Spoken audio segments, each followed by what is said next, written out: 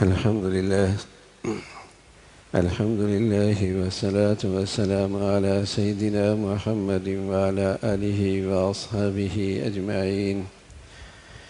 الحمد لله والصلاة والسلام على سيدنا محمد وعلى آله وأصحابه أجمعين.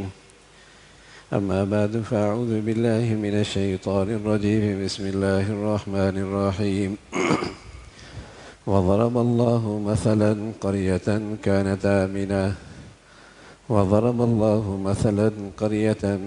آمنة مطمئنة يأتيها رزقها من كل مكان فكفرت بأنعم الله فأذاقها الله لباس الجوع والخوف بما كانوا يصنعون. وضرب الله مثلا قرية كانت آمنة مطمئنة يأتيها رزقها من كل مكان فكفرت بأنعم الله فأذاقها الله لباس الجوع والخوف بما كانوا يصنعون. صدق الله العظيم. اللهم صل على سيدنا محمد وعلى آل سيدنا محمد وبارك وسلم. اللهم صل على سيدنا محمد النبي الأمي وعلى آله وأصحابه وسلم. میرے معزز مسلمان بزرگوں، عزیز بھائیوں، وطن عزیز کی 78ویں یوم آزادی اہل وطن نے اس دن کو خوشی کے ساتھ گزارا اور آزادی کا یہ دن اپنے اپنے انداز سے اسے منایا ہے،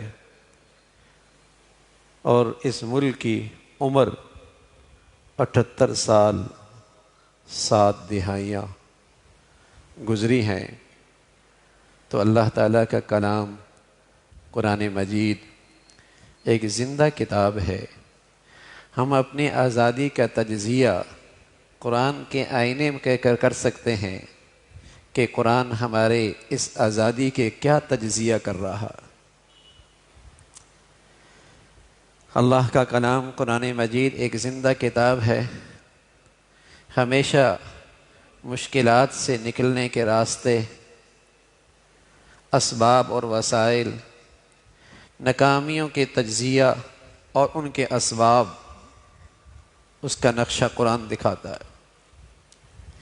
اسی طرح وطن عزیز کی آزادی کا تجزیہ بھی قرآن کے آئینے میں ہمیں کریں تو بہت کچھ ملے گا. فرمایا وضرب اللہ مثلا قریہ، ایک بستی تھی، ایک ملک، ایک بستی، کانت آمنہ، بڑے امن سے رہ رہے تھے، مطمئنہ، باہر کے دشمن کا خوف بھی کوئی نہیں، اور اندر بھی بہت سکون اور اطمینان. جب یہ وطن عزیز آزاد ہو رہا تھا تو کسی بھی زبان والے کو دوسری زبان والے سے کوئی خطرہ نہیں تھا، کوئی نفرت نہیں تھی، کوئی گلہ نہیں تھا، کوئی شکوہ نہیں تھا. پوری یہ قوم متحد تھی، بھائی چارہ تھا، اسلامی اخوت تھی. اور سبھی جانتے ہیں کہ اس ملک کی آزادی میں ایمان تھا، کلمے کا یقین تھا، شہداء کا خون تھا، غیور مسلمانوں کی قربانیاں اور زخم تھے، اور بیٹی اور بہنوں کی ناموس کی قربانی تھی. پھر یہ اس ملک کی آزادی اہل وطن کے پاس بطور امانت آئی. اس کی بنیادوں میں ایمان ہے. بغیر ایمان کی اتنی بڑی قربانی نہیں دی جا سکتی. اس ملک کی بنیاد میں لا الہ الا اللہ کا یقین تھا، تبھی یہاں کے مسلمانوں نے، اس بر صغیر کے مسلمانوں نے اپنا سب کچھ اجاڑ کر اس کی آزادی کے لیے کھڑے ہوئے. جب علامہ اقبال اور قائد محمد علی جناح کو اس ملک کی آزادی کا خیال آیا تو حضرت حکیم الامت حضرت تھانوی رحمۃ اللہ علیہ کی خدمت میں آئے کہ آپ جیسے بزرگ ہی آگے بڑھیں گے تو اس تحریک میں جان آئے گی۔ تو حضرت حکیم الامت تھانوی رحمۃ اللہ علیہ نے اپنے سب سے ہونہار شاگرد مولانا ظفر احمد عثمانی رحمۃ اللہ علیہ انہیں ان کے حوالے کیا کہ یہ اس تحریک میں آپ کا دست بازو رہیں گے۔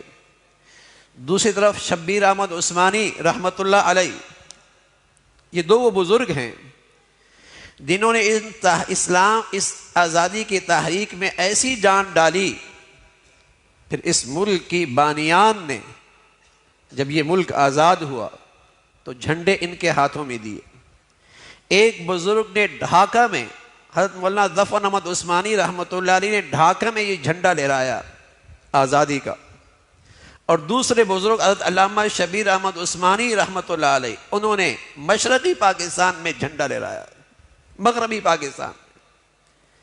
ان دونوں بزرگوں کی وہ قربانیاں اس وقت کے جو بانیان تھے اور اس ملک آزادی کے تحریک کے روح رواں تھے، انہیں بھی اندازہ تھا کہ یہ جو مسلمان اس ملک کے لیے قربانی دے رہے ہیں وہ ایمان کی وجہ سے دے رہے ہیں، وہ کلمہ لا الہ الا اللہ کی وجہ سے دے رہے ہیں۔ ملک آزاد ہو گیا تو یہ پوری قوم متحد تھی، نہ فرقہ واریت، نہ عصبیت، نہ لسانیت، یہ کوئی بھی گندگیاں نہیں تھی۔ یہ سارے بدبودار اور زہریلے اژدھاہے، ان کا وہاں نام و نشان بھی نہ تھا۔ پوری قوم متحد تھی، نہ بنگالی اور نہ ہی پٹھان اور پنجابی اور بلوچ اور نہ دیگر قوموں کے یہ بدبودار نعرے، کچھ بھی نہیں تھا۔ ایک تھا کہ مسلمان قوم کے لیے ایک اسلامی ریاست چاہیے، ایک نعرہ تھا۔ تو جب یہ ملک آزاد ہو رہا تھا تو وَضَرَبَ اللَّهُ مَثَلًا قَرْيَةً كَانَتْ آمِنَةً، اس ملک کی آزادی کے بعد یہ امن تھا۔ کسی قوم کو، کسی زبان والے کو، کسی رنگ والے کو، کسی صوبائیت کو دوسرے سے کوئی شکوہ، کوئی لڑائی، کوئی جھگڑا، کوئی نفرت نہیں تھی، امن تھا، مطمئن، اطمینان بھی بہت تھا۔ یأتیہا رزقہا من کل مکان، اللہ نے معاشی حالات کے لیے اللہ نے اس ملک کے خزانے، زمینوں میں خزانے، سمندروں میں خزانے، پہاڑوں میں خزانے، اتنی بڑی مسلم اکثریت، بدقسمتی سے جب نوجوانوں کی تربیت اور تعلیم نہ ہو تو وہ وبال بن جاتی۔ ایک باپ کے 8 بیٹے ہوں اور باپ انہیں آوارہ چھوڑ دے تو تباہی کے لیے ایک بیٹا بھی کافی ہے، اور یہی 8 بیٹے اگر تعلیم و تربیت سے ہونہار بن جائیں تو نہ یہ کہ اس گھر کے لیے، پورے خاندان کے لیے، پورے معاشرے کے لیے عزت کا باعث۔ اللہ نے اس قوم کو اتنی بڑی مسلم اکثریت دی، اس ملک کو، اور اتنی بڑی تعداد نوجوانوں کو ملی، لیکن ہم نے قدر نہیں کی۔ ہم نے آزادی کے بعد نہ تعلیم و تربیت کا اہتمام، نہ اس کی اخلاق اور تعمیر کی ترقی کے لیے کوئی ضابطہ، کوئی پالیسی، کوئی نظام تربیت، کچھ بھی نہیں بنایا۔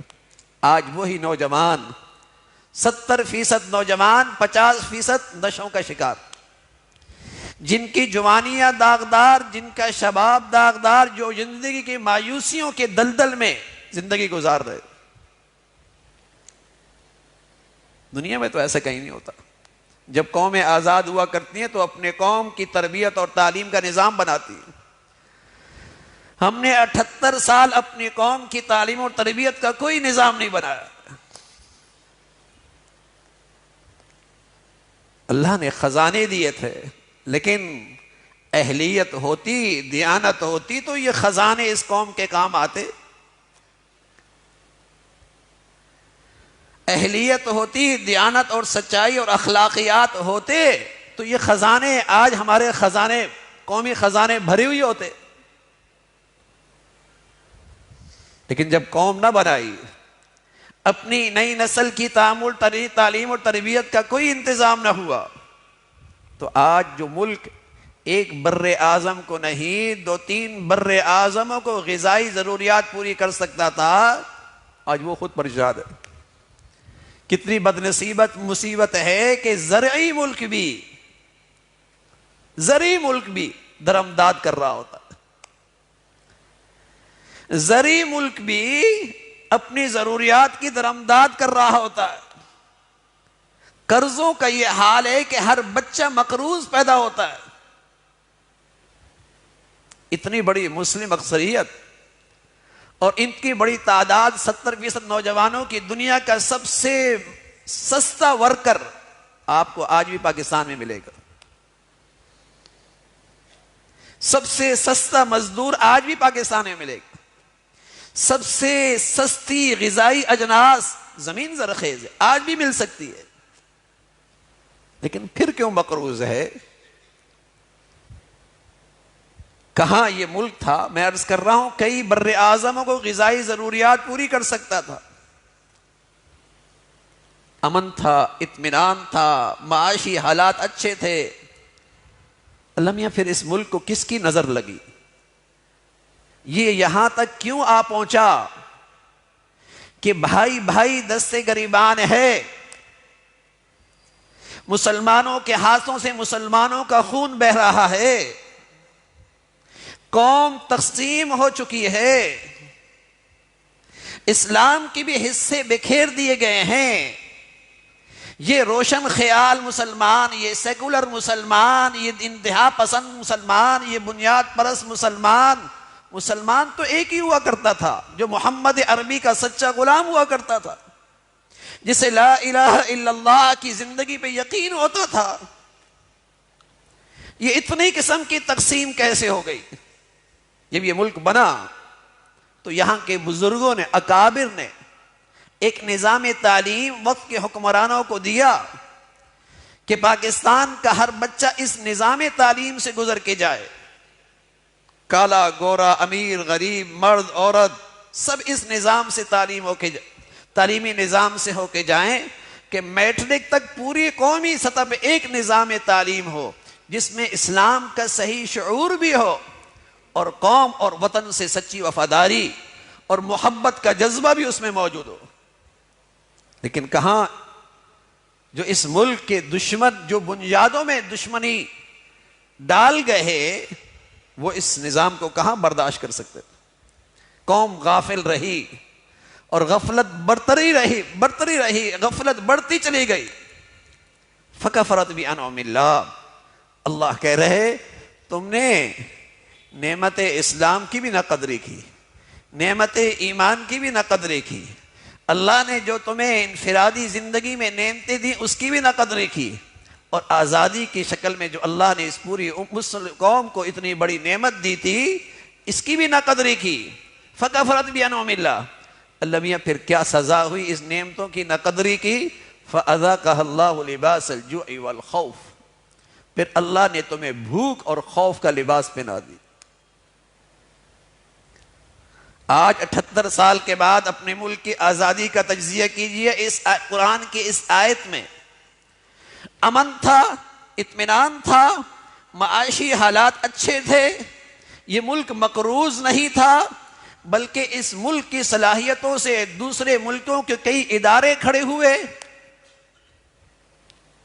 اس ملک کے نوجوانوں کی صلاحیتوں سے کئی دوسرے ملکوں کے ادارے کھڑے ہوئے، اس ملک کے پاس خزانے موجود تھے، امن بھی تھا، اطمینان بھی تھا، محبتی بھی تھی، اخوت بھی تھی، اسلامی بھائی چارہ بھی تھا۔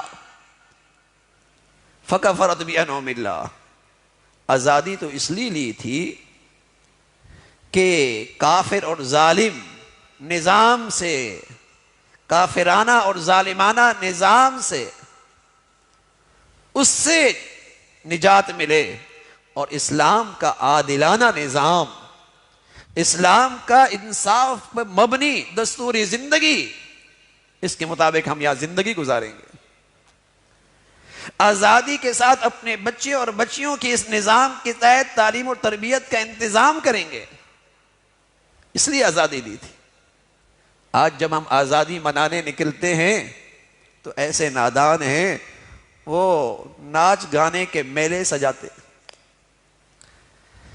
ناچ گانے کے محفلیں سجاتے ہیں اور سمجھتے ہیں اس کا نام آزادی۔ اور ظالموں، یہ ناچ گانے تو ہندوستان میں آج بھی ترقی پہ ہیں، پھر یہ آزادی کی کیا ضرورت تھی؟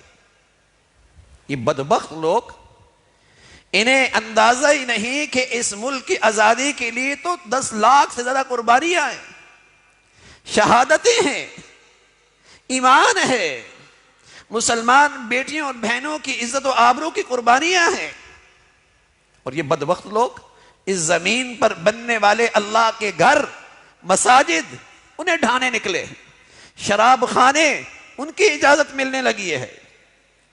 تو میرے عزیزو، یہ اس ملک کے وفادار نہیں۔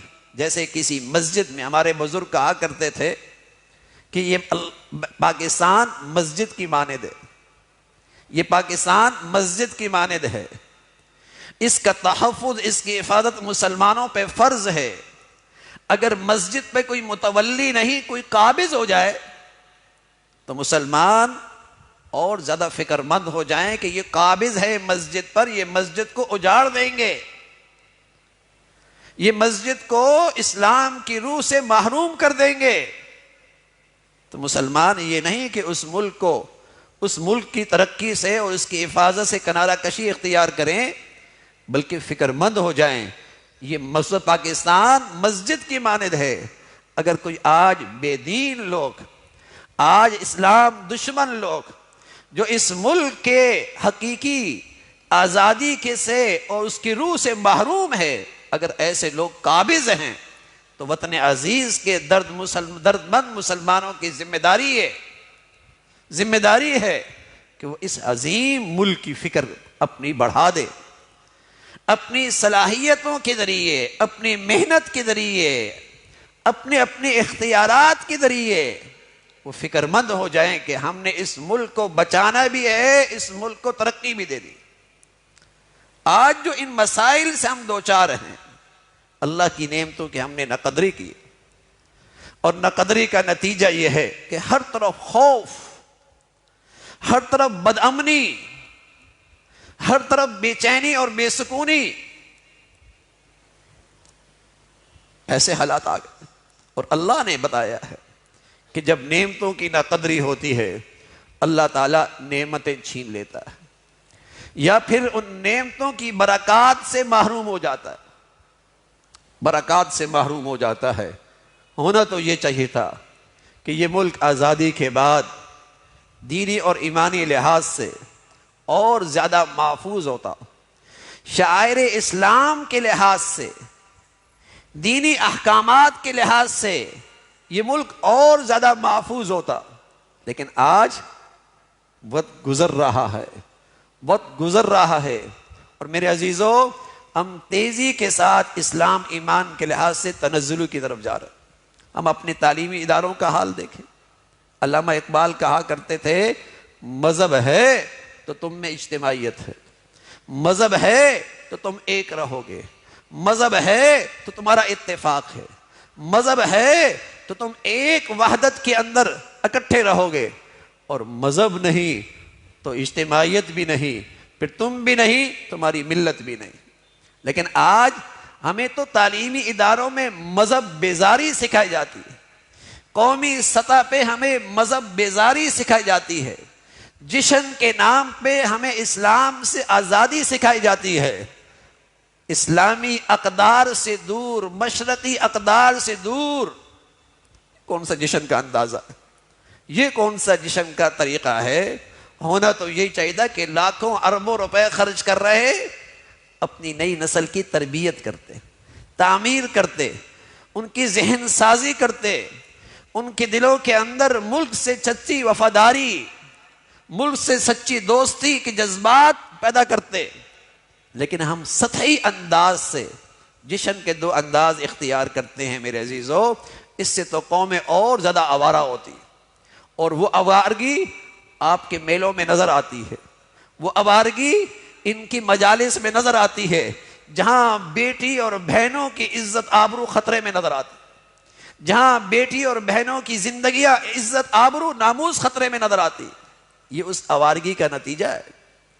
تو میرے عزیزو، اللہ نے اس وطن عزیز کی شکل میں بڑا انعام دیا تھا، بڑی دولت دی تھی، لیکن آج ہم اس آزادی کی برکات سے محروم ہو رہے ہیں۔ اب لنگڑی لولی آزادی رہ گئی ہے۔ بنگلہ دیش ہم سے جدا ہوا، دوسری طرف علیحدگی کی تحریکیں ہیں، دوسری طرف رنگ نسل کی بنیاد پر جھنڈے لہرائے جا رہے ہیں، لنگڑی لولی آزادی۔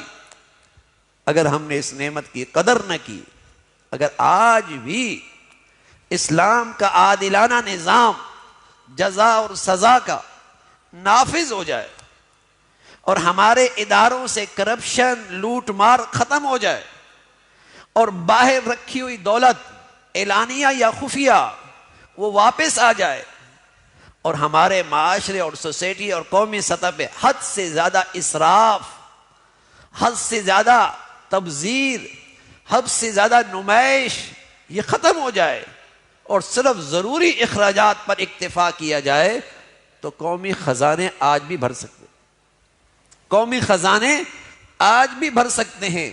لیکن اگر اسلام کا یہ عادلانہ نظام جزا اور سزا کا نافذ نہ ہوا تو ٹیکس بڑھتے چلے جائیں گے اور قوم کا کمر بوجھ سے جھکتی چلی جائے گی، قومی خزانے پھر بھی خالی رہیں، قومی خزانے پھر بھی خالی رہیں گے۔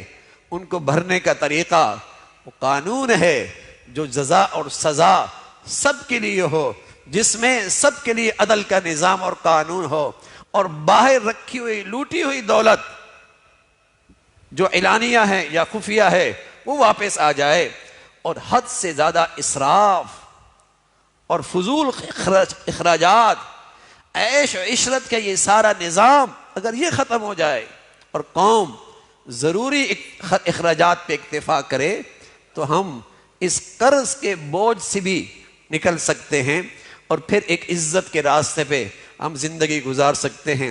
لیکن میرے عزیزو، بظاہر یہ حالات ہیں نہیں، لیکن مایوس ہو کے بیٹھنا یہ بھی اسلام ہمیں اس کی اجازت نہیں دیتا۔